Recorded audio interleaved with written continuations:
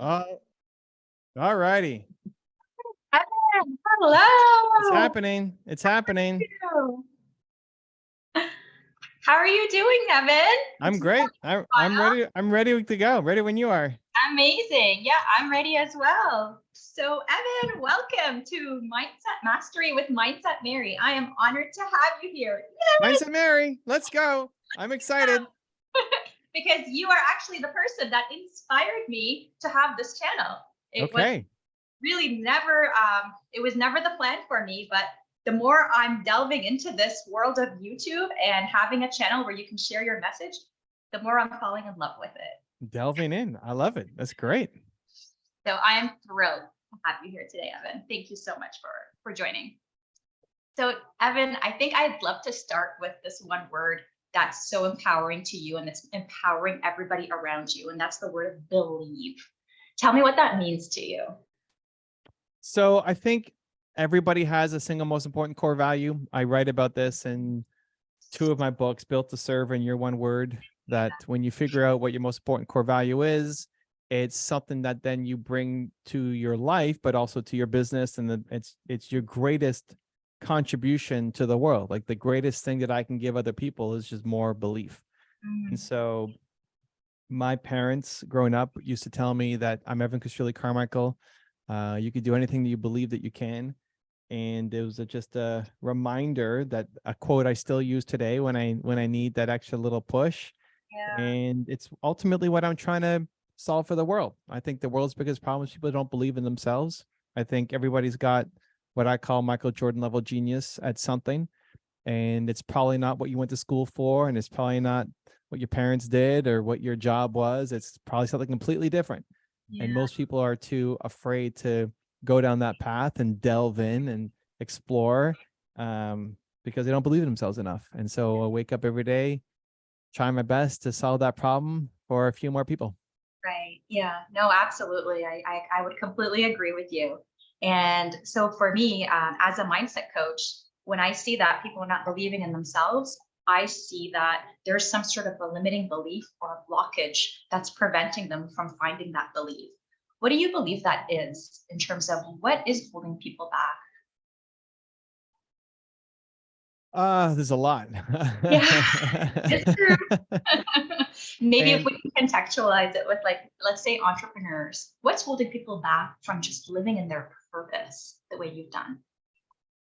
I think at the beginning, a lot of it is worthiness, that they even can, because they don't see people around them doing it. I think this is why having a coach can be really helpful, because when people come out and say their dreams, here's what I want to do, here's this big vision I have for myself.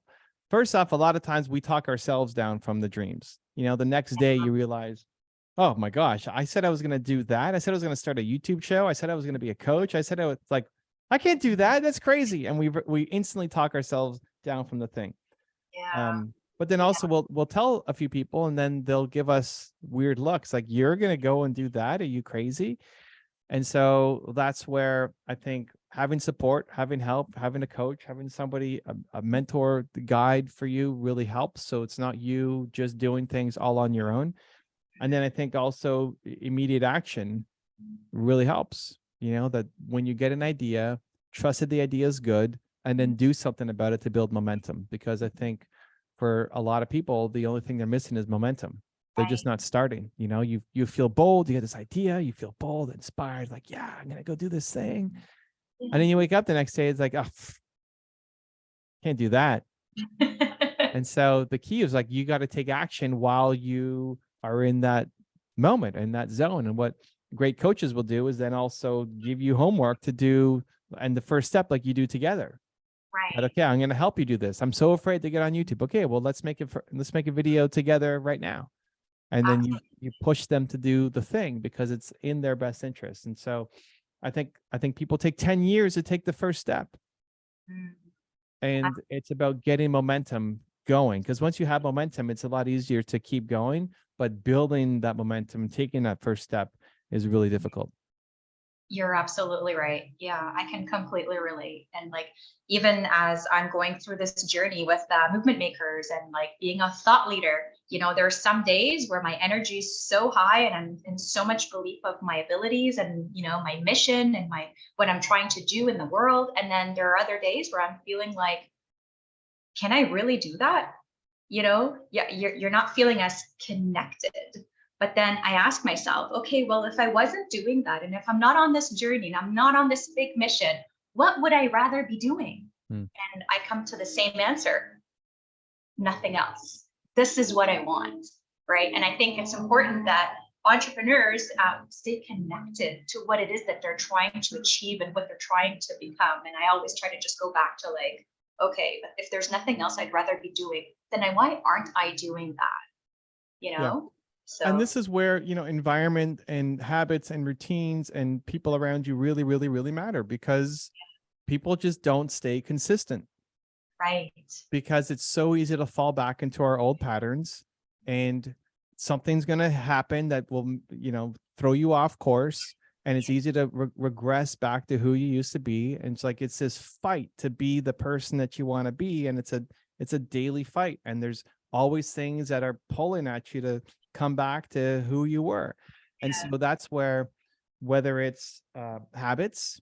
So, if you say that you're going to make YouTube videos, you put it in your calendar, and Yes. you say, okay, I'm going to make one video a week, and it's going to happen on Thursday afternoons or whenever it is, right? And you schedule it in. So even if you don't feel like doing it, you still show up and you do it because it's in your calendar. If you wait till you feel inspired to do it, you're not going to do it. Some days you'll do it and some days you won't, but you won't be consistent. What do you consume every day really matters. So one of the things that I do every day is I play one of the videos from my channel. Like, I still make the videos. We're 14 years in on my YouTube channel, and I still make the videos for me. I want it every day. I want Oprah talking to me. I want Steve Jobs talking to me every morning, because today's great. I'm talking to Mindset Mary. Here we go. We're having a great time. I'm gonna wake up tomorrow and it'll like starting over again. So I need that injection every day. Where most people, what are we feeding ourselves? It's mindless stuff, it's stupid stuff, it's stressful stuff. Social media can be a fantastic place, or it can be a cesspool. And I think most people use it and they're just scrolling and they're feeling worse about themselves. And, an hour later, they're still on their Instagram or whatever. My Instagram is great. My Instagram has Mindset Mary in it. It's got a bunch of other people in it. Like, I go to Instagram, this is good, this is amazing. But it's all about you. You get to pick who you follow and what you subscribe to. And then I think joining some kind of community or getting a coach so that you're not doing it alone, because on your best days, you'll go off and do it, but most days are not our best days. And so on your average days or the days when you don't feel so great, who's there to help you? Whether it's a movement makers, for thought leaders, whether it's a Mindset Mary coach to help you. You don't need them as much when everything is great and you're kicking ass. It's when things are average and you need somebody to remind you to play a bigger game, or when things suck and you want to quit and somebody says, hey, like, it's okay, like, breathe and let's keep going.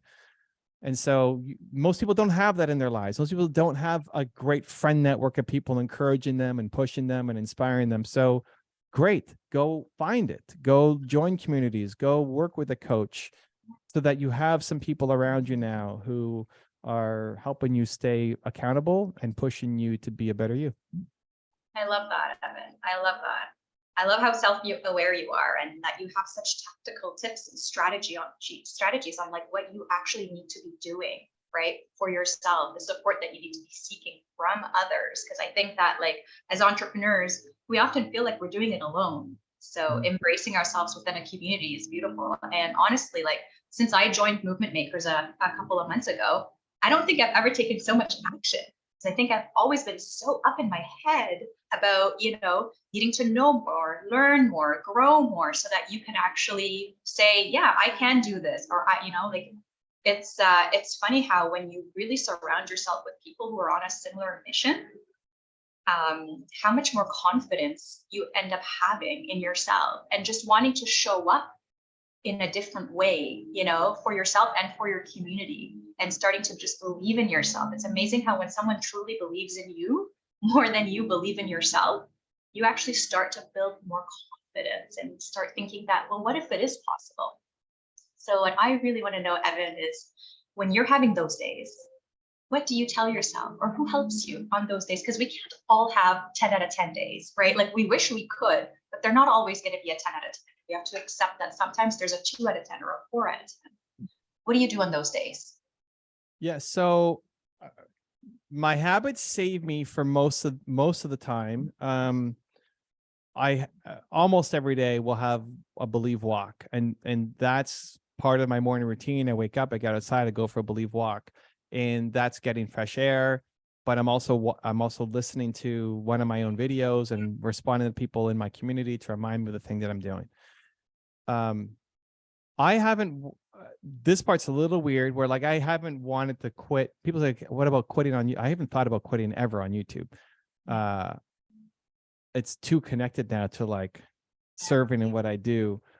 But do I have days that are lower energy, or do I have days where I'm not thinking big enough? I mean, especially that one, 100%. You know, Yeah. I think if you're consistently thinking about quitting, you have to understand the reason why.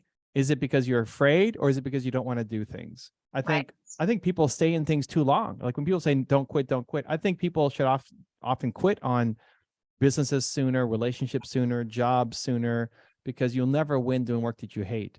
But if the reason that you're quitting is because you're afraid, that's not a good enough reason. And so where I am challenging myself to do the most work is on bigger thinking. Like the biggest frustration for me is, okay, so if I'm at 3.5 million subscribers, how do I get to 35? Right. And how do I live in that vibe consistently? If I'm feeling super low energy, I'll take a break. Like I had people over at my house not too long ago for my birthday. I've invested into a bunch of different entrepreneurs and I mentor them once a week, and they came over. I don't really celebrate my birthday. So like, okay, come on over for my birthday and we'll hang out together. And we spent 5 days together, and like all day, all night, fell behind on like everything I was doing. And then I had Yeah. the Monday where like everybody went home kind of Sunday night, and like, okay, I'm not doing anything today. Yeah. Like my voice started to get a little sore. It wasn't as like, it was so much high energy. This is today's recovery day. I think I posted on Instagram, like, recovery day today. I'll see you tomorrow. And I just checked out of everything that I was doing. And that's okay, right? That's okay. I mean, I think sometimes we need that day to, rest, refresh, and recover.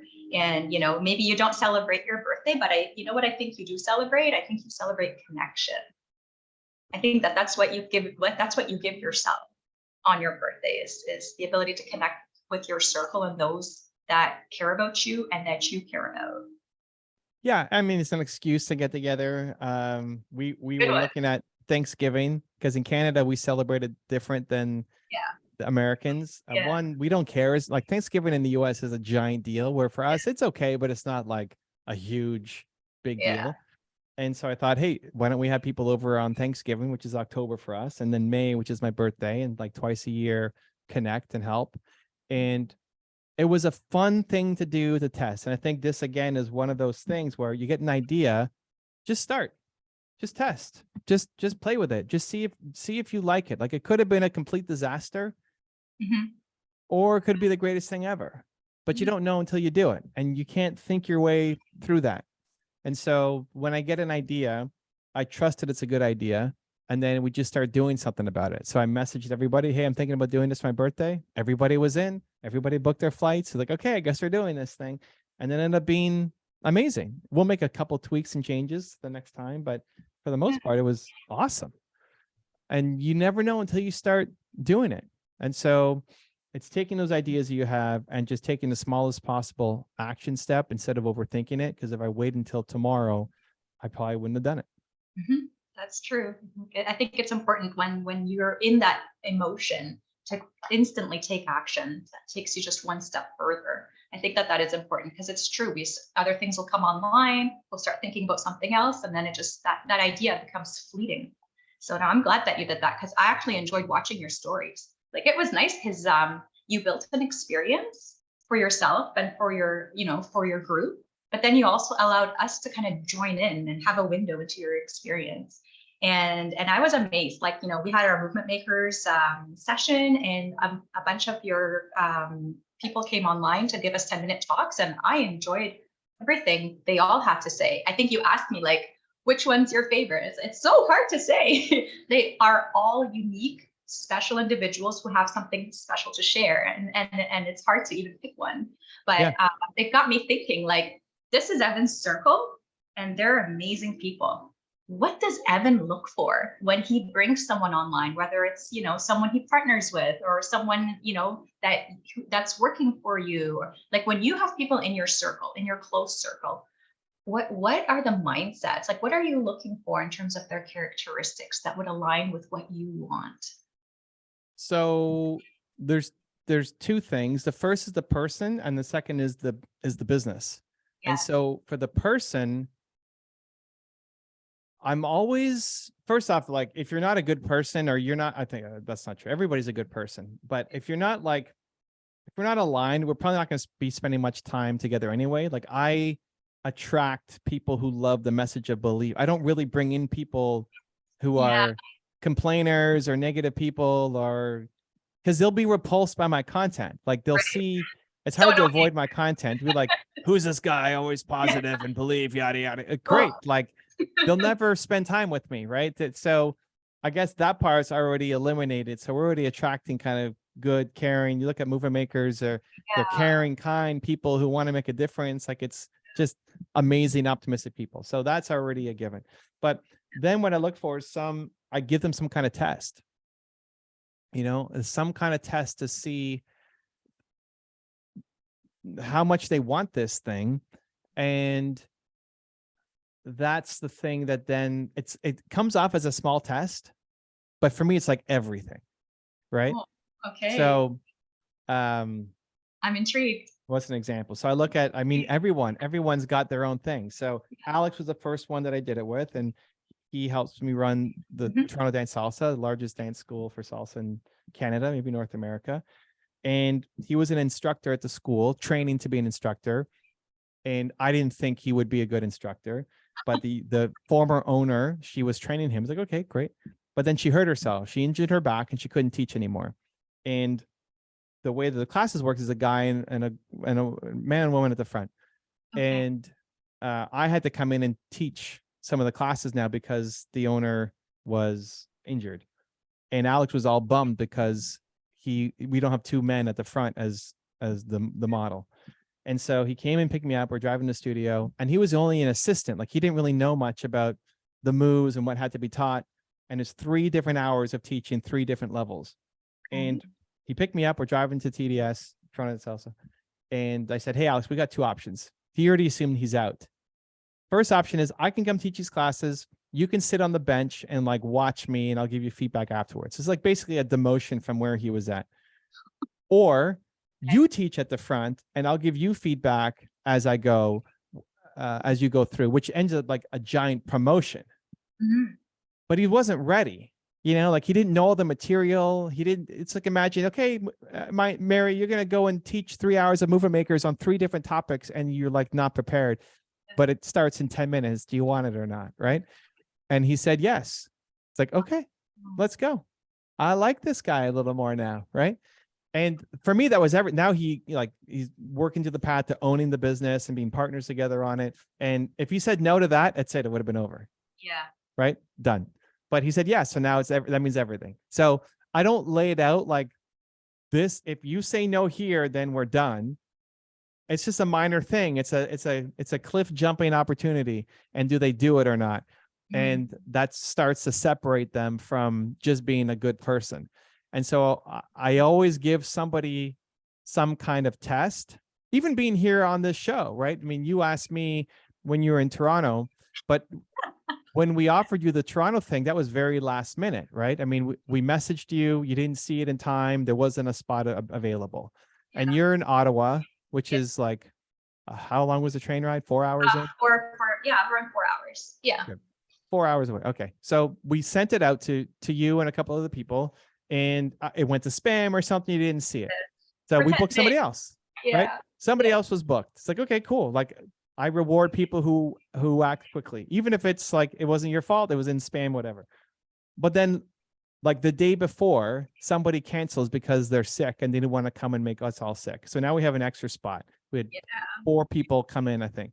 Yes. Um, and so you had written to the team to say, hey, the next time, like, sorry, I went to spam. If there's a spot, let me know, something like that. And so we had an opening the day before and said, okay, well, I mean, we can easily fill that, but let's ask Mary. Oh, And so yes. you send it to Mary, and then there's all the reasons why you can't do it, right? All like Yeah. it's I'm 5 hours away in Ottawa. I have to arrange childcare. I've got to Have a like full-time job. I Like there got a was, job. I got all this stuff. Cool. And it's completely understand. Like what we're asking is unreasonable, right? But you figured it out and you said yes. You're like, I'm here. And then you showed up and we did the session and now I'm here. Like if you didn't do that, I wouldn't be on this show. 100%, Evan. It's true. And like, do you know the real story of what happened? I don't know. That's not the real story. No, no, it's real. It's the real story. I Okay. just want to tell you about some of the coincidences of what happened. Okay. So that email was sent 10 days prior. I was invited, right? We're Mhm. nominating you to be on Evan's show. He doesn't do this very often. And I was like, okay. And we'd like to ask you if you'd like to join before we ask others. So Mhm. I was like, okay. I didn't get that message. And I get all the movement makers emails, but I didn't get that one. What happened was I had a call with someone, part of the team, right? And it kind of got me thinking and worried. And then I started thinking, is this right for me? Do I want to be doing this? Is YouTube for me? I don't think it's. And then you know what happens? You start to overthink on things that are making you have more anxiety. And then I couldn't sleep that night. And I'm like, you know what? Honestly, Evan, I'm sorry, I'm going to be honest, but I'm going to say, like, I was like I was searching your name in my inbox to understand the cancellation policy of the program that I joined. Mhm. What popped up was something from spam from Helena. Mhm. Like, what is this? And I'm reading it and I thought, like, I couldn't sleep. It was like 11, I sleep at 9:30 and it was like 11:30 at night. And I couldn't sleep. I got to find out what's the cancel. I think I've made a mistake. I don't think this is for me. Right. And I'm freaking myself out. And then I get this email and it's talking about how you guys want to have me on your show. And I thought, like that's a sign. At the moment where I was trying to find anything to disconnect from movement makers, from what I did, like the decision that I've made, because I was feeling overwhelmed, Mhm. right? I can't do this. This is not for me. I found this email that I should have received 10 days ago, but I received it at the moment I needed it. Because as I'm trying to disconnect, something is trying to reconnect, right? And I thought, okay, this, if I ever needed a sign, this is it. And I reached out and I said, oh, I'd love to. I know it's really late. Can I still join? And she said, you know what? I'm really sorry. The spot is gone. And Mhm. I emailed back and I told her, like, you know what? That's okay. Like, I'm not even upset over it because that email reached me at the exact moment in time that I actually needed it. So thank you so much. For it was an honor for you to even consider me for this. And then somehow everything worked out. Like I think I Yeah. was on a Saturday. Can you come for the Tuesday? And I had to leave on the Monday because you needed me there at 8:30 in the morning. So it's like, oh my gosh, transportation, accommodations, childcare, let work know I can't be working for a few days. Like it was Monday, Tuesday, Wednesday. I didn't work. Yeah. So it was like, but I was determined. Like as they say, when there's a will, there's a way, right? And I thought, and I've always just really connected to you, like your message, your authenticity, and your one word is believe. And I've spent the last week like thinking like, why am I so connected to believe? And then I came to realize that my one word is inspire, right? Like that's my one word. I was inspired through the personal development world, through the podcast mentors and the coaches and the teachers, so inspired to take action. And now I feel like my purpose is to inspire. So that, and I think that between what your word is and what my word is, I think that there's a lot of alignment and overlap between the two. And maybe that's why I feel so strongly towards movement makers, and everything that you're doing, this movement that you're building, I feel so connected to it. And I think that that's because there's such an overlap with what it is that's in my heart, right? So what's in your heart and what's in my heart, I think ultimately they are connected, because we are trying to put out a message, and that's, to inspire and help people believe in themselves and believe in their gifts and believe that they're worthy of living in their purpose. Yeah, believe and inspire are sister words, so it's great. They're pretty close. But Oh, so I mean, I'm always giving people like that. That is a little mini test. I'm always giving people opportunities as mini tests, and then we'll see where it goes. It doesn't mean that that person then, if they fail the test, gets shut out of my life or whatever. But to get closer is like, well, what do you do? Because you had every excuse and every reason why you couldn't make it. And even if you're on the fence of it, maybe I just signed up for the wrong thing and I don't even belong in this movie makers thing anyway, right? If that was also, but you said, okay, I'm just gonna go do it. And these are these jumping off moments yeah, where no matter what happens, you come back a different person, right? yeah, Like you had mentioned that you'd never traveled by yourself anywhere, yes, and now you're going to go do this trip to Toronto to meet this guy and be on camera talking about some story. yeah, Even if it was a disaster, even if you got lost along the way, even if you met me and I wasn't the guy on that you thought I was, and I was a sleazy guy or whatever, or something happened and it was a total disaster, like, and it didn't work out, or you got food poisoning or whatever. A million things could have gone wrong. I mean, hopefully it was a great trip for you, but a million things could have gone wrong. But even in the worst case scenario, you're still coming back a changed person. Like, yeah, even if it was a waste of time, you still had that experience. You still went on your first trip by yourself. You still showed yourself that you're capable of doing something, that you can get the child care figured out and the work time off and the trip, like all of the things that would have tripped you up before and other things. Now you've shown yourself that you can do it, which means you can do it again for yeah, another opportunity. And if this opportunity sucked, then the better opportunity that comes up next, right? So like, even in the worst case scenario, you're still coming back a better person, somebody who's grown. Like it's these points are the points of no return. You're changing now. You're turning from the caterpillar into the butterfly. Alex getting on stage and at the front of the class and teaching the classes, he sucked. Like, it wasn't very good. It wasn't a total disaster, but it wasn't very good. And like, how much could you expect somebody to crush it with 15 minutes notice and you don't even know the material, right? But it doesn't matter how good that one day was. It's that he said yes. It's like, you're saying yes to yourself, that yeah. I can do this. And then it just becomes about the skill sets. Like, you can pick up the knowledge and the skill sets easily, but it's like the willingness to break through that identity of, I am not the kind of person who does this, and now all of a sudden I am the kind of person who does this. And that realization changes everything. Wow, Evan. And that kind of ties back to your word, though. It's like you're almost testing people to see if they actually believe in themselves. Or I'm maybe giving that's them not good, opportunities to. right? Yeah, it's like that. I want to be the jumping off point for Oh, people, that's so and good. give them chances to stretch and grow, and in a supportive environment. But like, you need to go off and do it. So to get into the inner circle and like to do more work like that, back to the Yeah. original question, it's the willingness to do the work, and then also the business opportunity. Like, is there something here that can scale and grow? But yeah, it's been a pretty fun ride, and can't wait to see what happens next. Wow, Evan, I love everything you said. And I'll just say to end things that what I love most about you is who you are on camera on those videos, and who you are off camera in person is the same person. And I love that congruence that you have.